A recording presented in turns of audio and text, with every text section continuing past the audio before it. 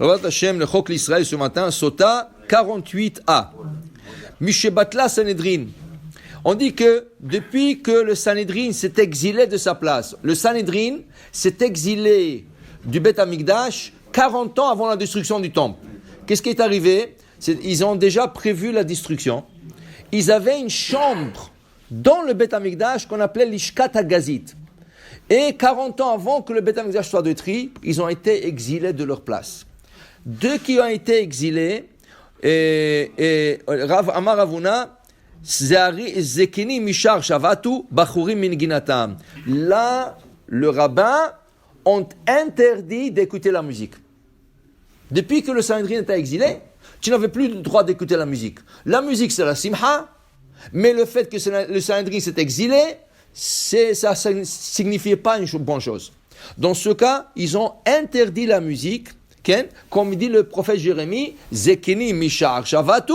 Les Zekinim, qui sont les âgés, les sages, ont quitté le Sha'ar, ils ont quitté la place où ils étaient, Bachurim Mineginatam, alors le jeune ne chantait plus.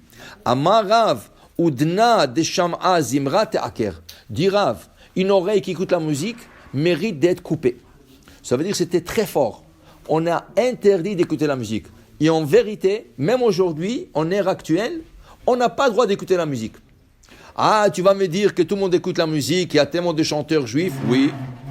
On te dit, vous allez voir bientôt qu'est-ce qui est arrivé à leur époque, et on va le traduire à notre époque, et on va comprendre la décision finale qui a été donnée. Je saute un peu la Gemara, et j'arrive dans quelques lignes plus tard, Rav Huna Batil Zimra. Rav Huna, dans son territoire, là où il était rabbin, il a interdit d'écouter la musique. Okay? Et ce n'était pas un petit territoire, c'était tout l'endroit. Kam mea avazi bezouza, ou mea sea chite bezouza, velo baya.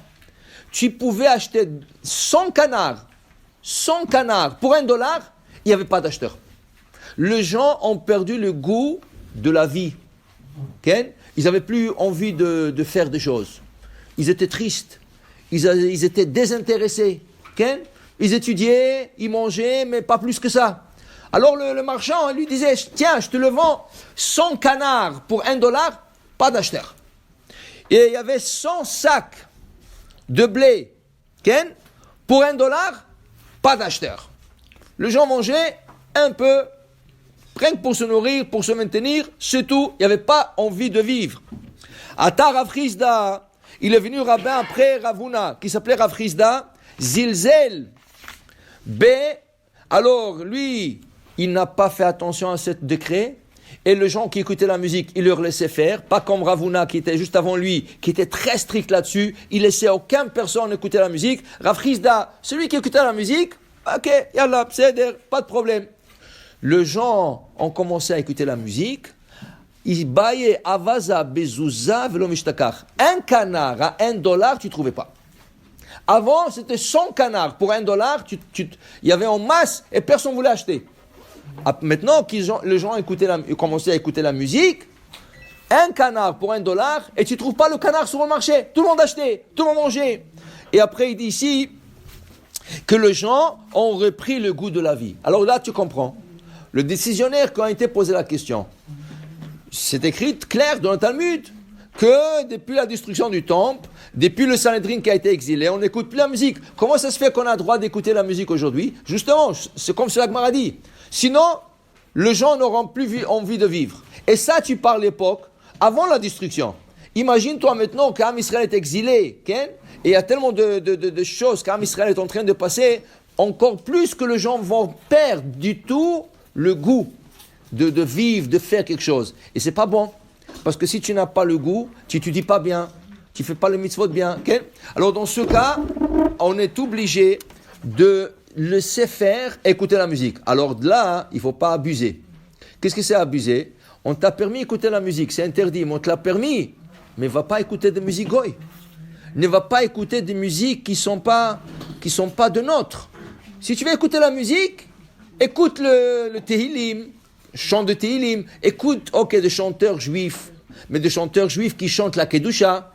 Alors regarde, il y a une différence entre la communauté Ashkenaz et Séfarade. Les Ashkenaz, les chanteurs juifs, ils chantent tous des passages de Tehillim.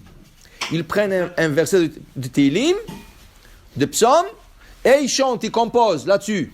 Les Séfarades ont toujours composé leurs mots, mais basés sur la Torah. Okay? Mais ça, c'est des choses qui sont juives. Oui, tu peux écouter ça, tu peux entendre ça. C'est permis pour te donner, pour te remonter la morale, pour que tu puisses bien étudier, bien manger, bien travailler. Ça, c'est permis.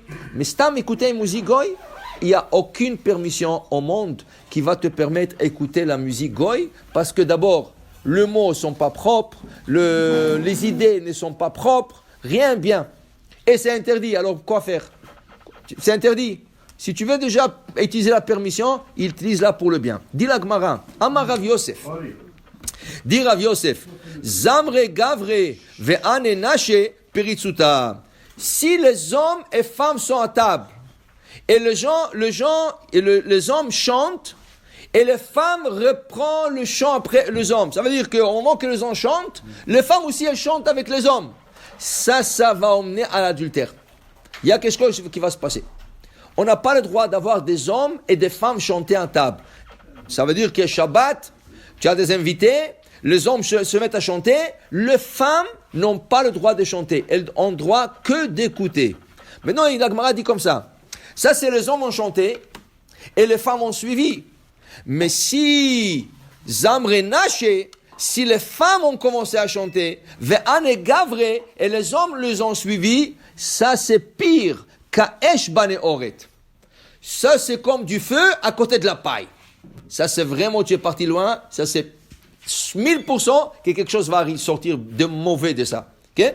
Alors il dit ok, de toute manière, que les hommes chantent et les femmes suivent, c'est interdit. Que les femmes chantent et les hommes suivent, c'est interdit. Alors pourquoi c'est quoi la différence? Un, c'est comme le feu avec la paille. Non, il y a une différence. Le maï nafkamina. Nafkamina le votule hay mikame hay. On vient chez un rabbin, on lui dit, écoutez rabbin, il y a un problème dans la communauté, il y a des hommes qui chantent, des femmes qui suivent, ou vice-versa, mais on ne peut pas les arrêter. Qu'est-ce qui est mieux de leur dire? De ne pas faire un de deux. Lequel de deux il faut annuler? Voilà. On a dit que les hommes chantent et les femmes suivent, c'est pas bon. Mais on a dit que quand les femmes chantent et les hommes suivent, c'est comme de la paille et le feu. Tu annules la deuxième partie. Tu laisses pas les femmes commencer à chanter et les hommes le suivent. Si tu n'as pas le choix, alors tu laisses les hommes chanter et même si les femmes suivent, essaye de les arrêter si possible, sinon tu leur laisses faire. Alors de là va être la source que quand on ne peut pas faire ni un, ça veut dire le deux, on a besoin de choisir un sur l'autre, alors on laisse. Par exemple, le Rav Frida raconte dans son livre que dans une ville, un rabbin a vu que les gens se rasent à la lame, avec la lame. Ils rasent la barbe avec une lame. Il a essayé de les arrêter. Il dit, écoute, c'est trop dur, papa. Il dit, écoutez, on va faire un compromis. Vous vous rasez avec une machine cachère, c'est pas toutes les machines à rasoir, c'est pas toutes les rasoirs qui sont cachères. Par exemple, le rasoir Lift and Cut ne sont pas cachères. Okay? Lift and Cut, c'est pas cachère. Il y a des rasoirs qui sont pas cachères, il y a des rasoirs cachères. Même le rasoir, il faut savoir.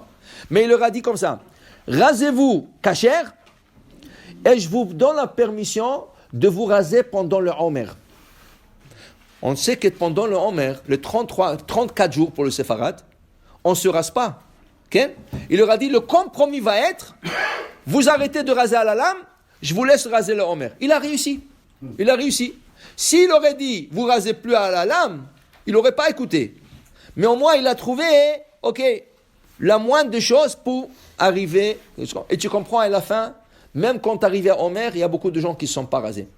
Alors, il faut savoir, chaque situation, cas par cas, il faut analyser. Si tu ne peux pas tout annuler, qu'est-ce qui est le plus mauvais, qu'est-ce qui est moins mauvais, et tu essaies de choisir, mais ça demande Da'at Torah, un rabbin qui pense, qui réfléchit, et qui sait comment arranger les choses, et pour ramener les gens à la Teshuvah.